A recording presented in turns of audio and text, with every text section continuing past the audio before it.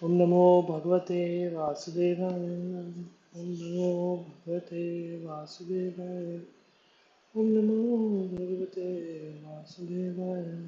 Om Ajnanatimandasya Jnananjana Shalakya Chakshurunmilitam Yena Tasmai Shri Gurave Namaha.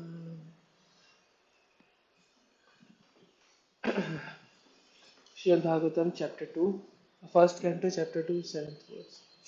By rendering devotional service unto the personality of Godhead, Sri Krishna, one immediately acquires causeless knowledge and detachment from the world. Srila Prabhupada's purport. Those who consider devotional service to the Supreme Lord Sri Krishna to be something like material emotional affairs may argue that in the revealed scriptures, sacrifice, charity, austerity, knowledge, mystic powers, and similar other processes of transcendental realization are recommended. According to them, bhakti or devotional service of the Lord is meant for those who cannot perform high grade activities. Generally, it is said that bhakti cult is meant for Shudras, Vaishyas, and the less intelligent women class. But that is not the actual fact. The bhakti cult is the topmost of all transcendental activities, and therefore it is simultaneously sublime and easy.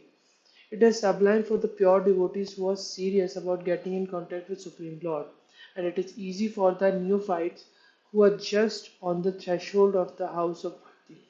To achieve the contact of the Supreme Personality of Godhead Sri Krishna is a great science, and it is open for all living beings, including the Shudras, Vaishyas, women, and even those lower than low-born Shudras. So, what to speak of high-class men? Even high-class men, like the qualified Brahmanas, and the great self-realized kings. The other high-grade activities designated as sacrifice, charity, austerity, etc., are all godly factors following the pure and scientific bhakti cult. The principles of knowledge and detachment are two important factors on the path of transcendental realization.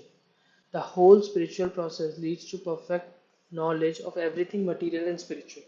And the results of such perfect knowledge are that one becomes detached from material affection and becomes attached to spiritual activities. Becoming detached from material things does not mean becoming inert altogether, as men with poor fund of knowledge think. Neskarma means not undertaking activities that will produce good or bad effects. Negation does not mean negation of the positive. Negation of the non essential does not mean negation of the essential. Similarly, detachment from material forms does not mean nullifying the positive form. The bhakti cult is meant for realization of the positive form. When the positive form is realized, the negative forms are automatically eliminated. Therefore, with the development of the bhakti cult, with the application of positive service to the positive form, one naturally becomes detached from inferior things and he becomes attached to superior things. Similarly, the bhakti cult, being the supermost occupation of the living beings, leads him out of material sense enjoyment. That is a sign of a pure devotee. He is not a fool, nor he is engaged in inferior energies, nor does he have material values. This is not possible by dry reasoning. It actually happens by the grace of Almighty. In conclusion, one who is a pure devotee has all other good qualities, namely knowledge, detachment, etc. But one who has only knowledge and or detachment is not necessarily well acquainted with the principles of bhakti cult. Bhakti is the supermost occupation of the human being. The occupational activities of man performs according to his own position are only so much useless labor if they do not provoke attraction for the message of personality of Godhead. There are different occupational activities in terms of men, different conceptions of life. To the gross materialist who cannot see anything beyond the gross material body, there is nothing beyond the senses. Therefore, his occupational activities are limited to concentrated and extended selfishness. Concentrated selfishness centers around the personal body. This is generally seen amongst the lower animals. Extended selfishness is manifested in human society and centers on family, society, community, nation, and world with a view to gross bodily comfort. Above these gross materialists are the mental speculators, who hover aloft in the material spheres, and their occupational duties involve making poetry and philosophy or propagating some ism with the same aim of selfishness limited to the body and the mind. But above the body and mind is a dormant spirit soul whose absence from the body makes the whole range of bodily and mental selfishness completely null and void. But less intelligent people have no information of the needs of the spirit soul. Because foolish people have no information of the soul and how it is beyond the purview of the body and mind, they are not satisfied in the performance of their occupational duties. The question of satisfaction is self raised herein. The self is beyond gross body and subtle mind. He is the potent active principle of the body and mind. Without knowing the need of dormant soul, one cannot be happy simply with emolument of the body emolument of the body and mind. The body and the mind are but superfluous outer coverings of the spirit soul. The spirit soul's need must be fulfilled simply by cleansing the cage of the bird. One does not satisfy the bird. One must actually know the need of the bird himself. The need of the spirit soul is that he wants to get out of the limited sphere of material bondage and fulfill his desire for complete freedom. He wants to get out of the covered walls of the great universe. He wants to see free light and spirit. The complete freedom is achieved when he meets the complete spirit, the personality of Godhead. There is dormant affection for God within everyone. Spiritual existence is manifested through the gross body and mind in the form of perverted affection for gross and subtle matter. Therefore, we have to engage ourselves in occupational engagements that will evoke our divine consciousness.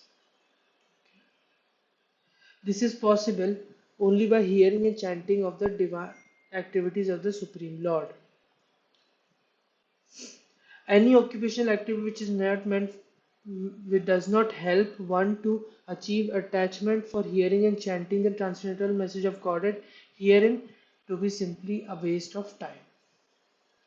This is because other occupational duties, whatever ism they may belong to, cannot give liberation to the soul.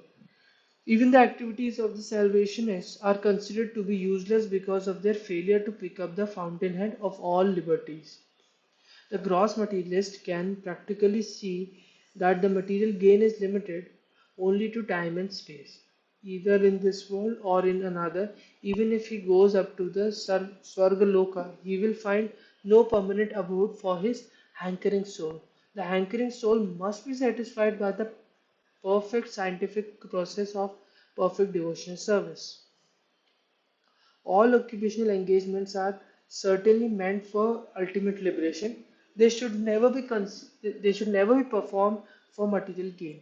Furthermore, according to sages, one who is engaged in ultimate occupational service should never use material gain to cultivate sense gratification. We have already discussed the pure devotional service to the Lord is automatically followed by perfect knowledge and detachment from material existence. But there are others who consider that all kinds of different occupational engagements, including those of religion, are meant for material gain. The general tendency of any ordinary man in any part of the world is to gain some material profit in exchange for religious or any other occupational service. Even in Vedic literatures, for all sorts of religious performance, an allurement of material gain is offered. And the most people are attached by such allurements or blessings of religiosity. Why are such so-called men of religion allured by material gain? Because material gain can enable one to fulfill desires, which in turn satisfies sense gratification. The cycle of occupational engagement includes so-called religiosity, followed by material gain and material gain, followed by material gain and material gain, followed by fulfillment of desires. Sense gratification is a general way for all sorts of fully occupied men. But in the statement of Sutta Goswami, as per the verdict of Śrīmad-Bhāgavatam, this is nullified by the present shloka. One should not engage himself in any sort of occupational service for material gain only, nor should material gain be utilized for sense gratification. How material gain should be utilized is described as follows. Life's desire should never be directed towards sense gratification. One should desire only a healthy life or self preservation. Since a human being is meant for inquiry about the absolute truth, nothing else should be the goal of one's work. So, healthy life, self preservation, and inquiry about the absolute truth. Srila Prabhupada's purport. The completely bewildered material civilization is wrongly directed towards the fulfillment of desire and sense gratification. In such civilization, in all spheres of life, the ultimate end is sense gratification. In political, in politics, social service, or altruism, philanthropy, and ultimately in religion, or even in salvation, the very same trend of sense gratification is ever increasingly predominant. In the political field, the leaders of men fight with one another to fulfill their personal sense gratification. The voter adore the so-called leaders only when they promise sense gratification. As soon as the voters are dismissed in their own sense gratification, they dethrone the leaders. The leaders must always disappoint the voters by not satisfying their senses. The same is applicable in all other fields. No one is serious about the problems of life. Even those who are on the path of salvation desire to become one with absolute truth and desire to commit spiritual suicide for sense gratification. But Bhagavatam says that one should not live for sense gratification. One should satisfy the senses only in so much as required for self preservation and not the sense gratification. Because the body is made of senses which also require a certain amount of satisfaction, there are regulative directions for satisfying satisfaction of such senses. But the senses are not meant for unrestricted enjoyment. For example, marriage or the combination of man and women is necessary for progeny, but it is not meant for sense enjoyment. In the absence of voluntary restraint, there is propaganda for family planning. But foolish men do not know that family planning is automatically executed as soon as there is search for the absolute truth. Seekers of the absolute truth are never allured by unnecessary engagement in sense gratification because the serious students seeking the absolute truth are always overwhelmed with the work of researching the truth in every sphere of life. Therefore, the ultimate end must be seeking after the absolute truth. And that sort of engagement will make one happy because he will be less engaged in varieties of sense gratification and what that absolute truth is explained is as follows. Will you take? Learned transcendentalists who know the absolute truth call this non-dual substance Brahman, Paramatma, or Bhagavan. Purport. The absolute truth is both subject and object, and there is no qualitative difference there. Therefore, Brahman, Paramatma, and Bhagavan are qualitatively one and the same. The same substance is realized as impersonal Brahman by the students of the Upanishads, as localized Paramatma by the Hiranyagarbhas or the yogis, and as Bhagavan by the devotees. In other words, Bhagavan, or the personality of Godhead, is the last word of the absolute truth. Paramatma is the partial representation of the personality of Godhead, and impersonal Brahman is the glowing effulgence of the personality of Godhead, as the sun rays are to the sun god. Less intelligent students of either of the above schools sometimes argue in favor of their own respective realization, but those who are perfect seers of the absolute truth know well that the above three features of the one absolute truth are different perspective views seen from different angles of vision. As it is explained in the first shloka of the first chapter of the Bhagavatam, the supreme truth is self-sufficient, cognizant, and free from the illusion of relativity. In the relative world, the knower is different from the known. But in the absolute truth, both the knower and the known are one and the same thing. In the relative world, the knower is the living spirit or superior energy.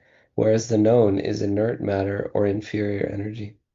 Therefore, there is duality. There is a duality of inferior and superior energy. Whereas in the absolute realm, both the knower and the known are of the same superior energy. There are three kinds of energies of the supreme energetic.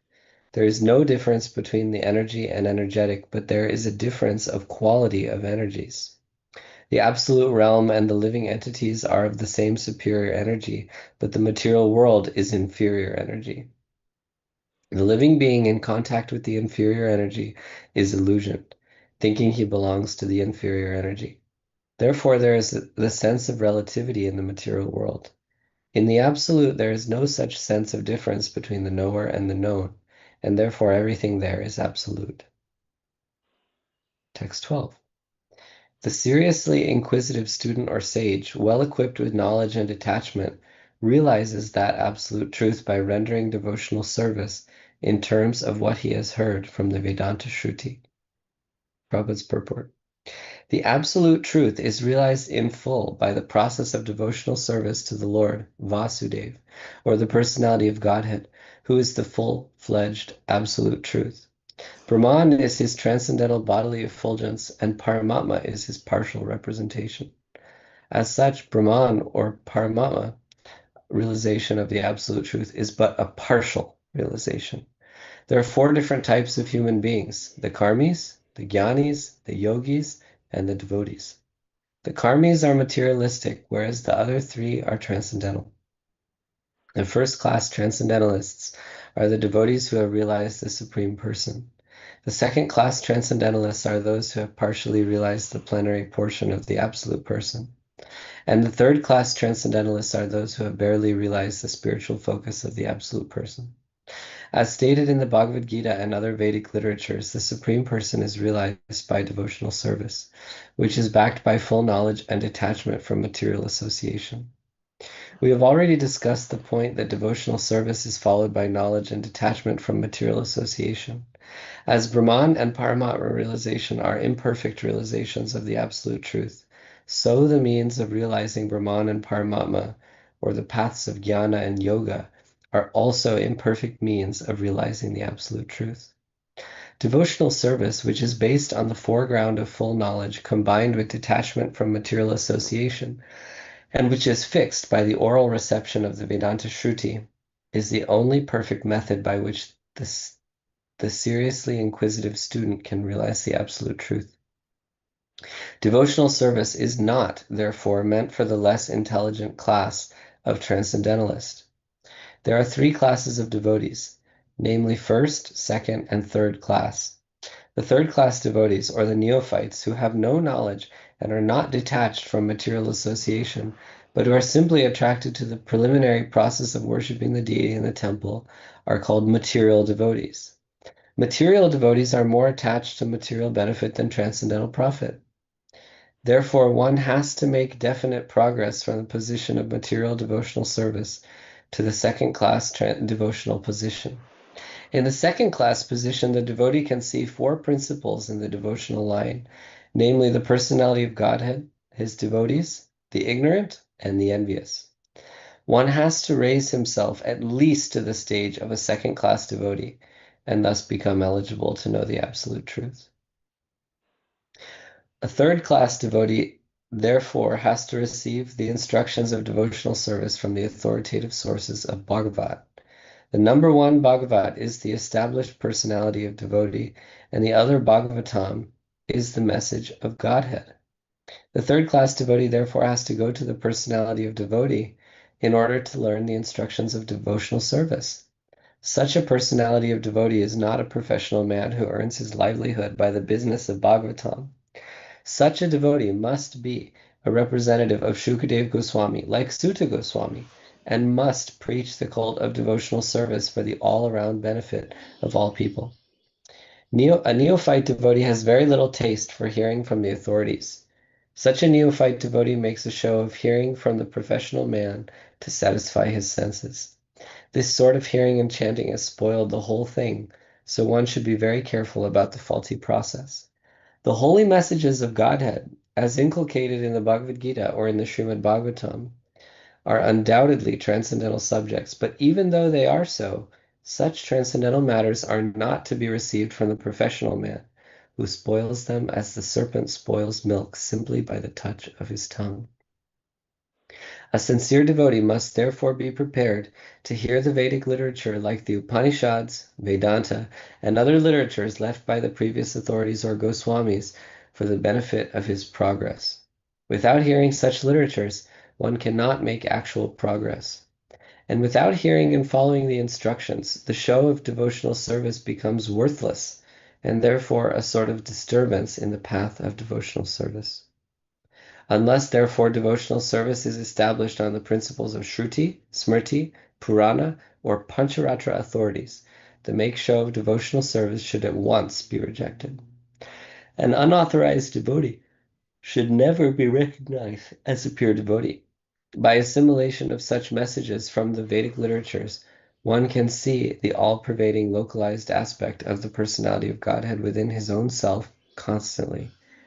This is called samadhi. Text 13. O best among the twice-born, it is therefore concluded that the highest perfection one can achieve by discharging the duties prescribed for one's own occupation according to caste division and orders of life is to please the personality of Godhead. Srila Prabhupada's purport. Human society all over the world is divided into 4 castes and 4 orders of life. The 4 castes are the intelligent caste, the martial caste, the productive caste, and the laborer caste. These castes are classified in terms of one's work and qualification, and not by birth. Then again, there are 4 orders of life, namely the student life, householder's life, the retired, and the devotional life. In the best interest of human society, there must be such divisions of life. Otherwise, no social institution can grow in a healthy state. And in each and every one of the above-mentioned divisions of life, the aim must be to please the supreme authority of the personality of Godhead. This institutional function of human society is known as the system of Varnashram Dharma, which is quite natural for the civilized life. The Varnashram institution is constructed to enable one to realize the absolute truth. It is not for artificial domination of one division over another. When the aim of life, or realization of the absolute truth, is missed by too much attachment for indriya priti, or sense gratification, as already discussed herein before, the institution of the Varnashram is utilized by selfish men to pose an artificial predominance over the weaker section. In the Kali Yuga, or in the age of quarrel, this artificial predominance is already current, but the saner section of the people know it well that the divisions of castes and orders of life are meant for smooth social intercourse and high-thinking self-realization, and not for any other purpose.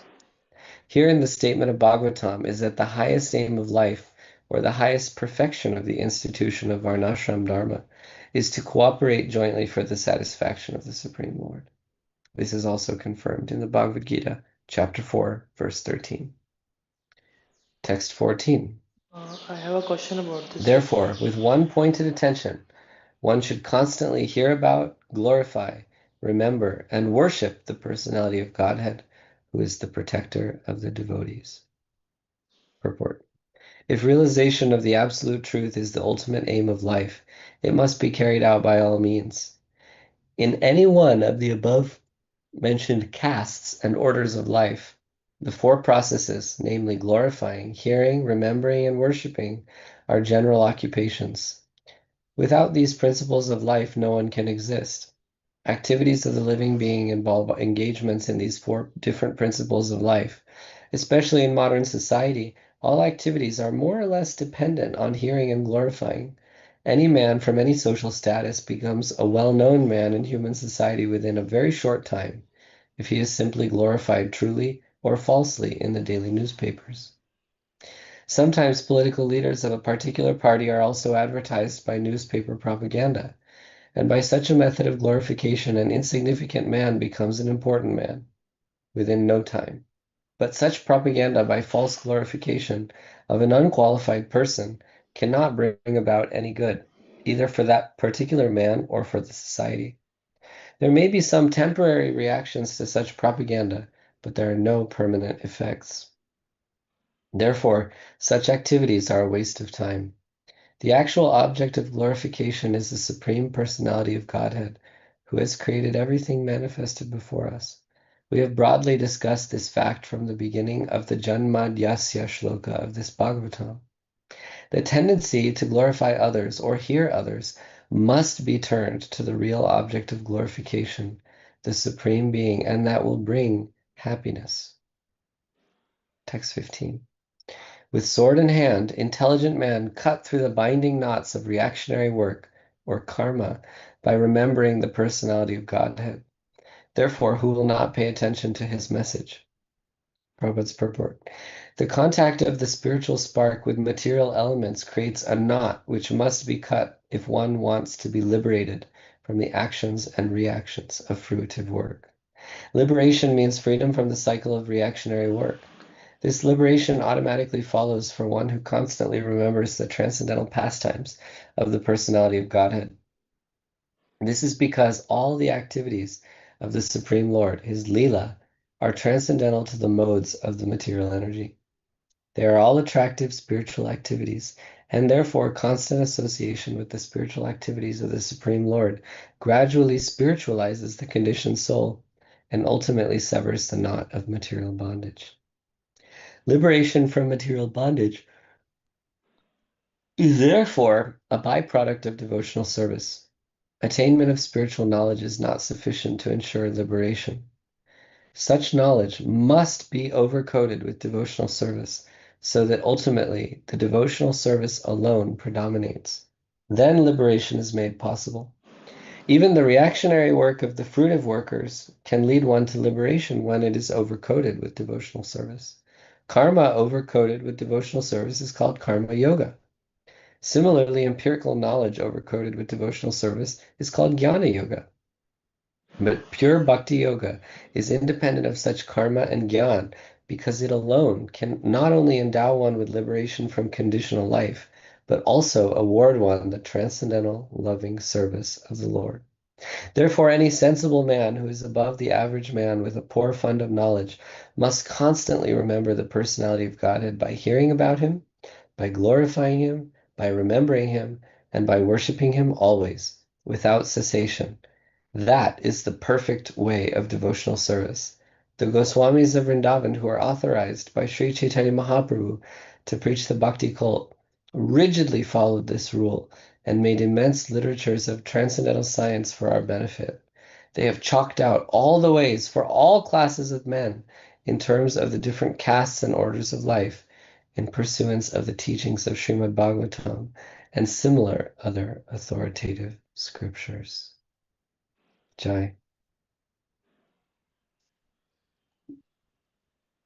Jai Hari Bol. We'll start from 2:16 tomorrow. Okay.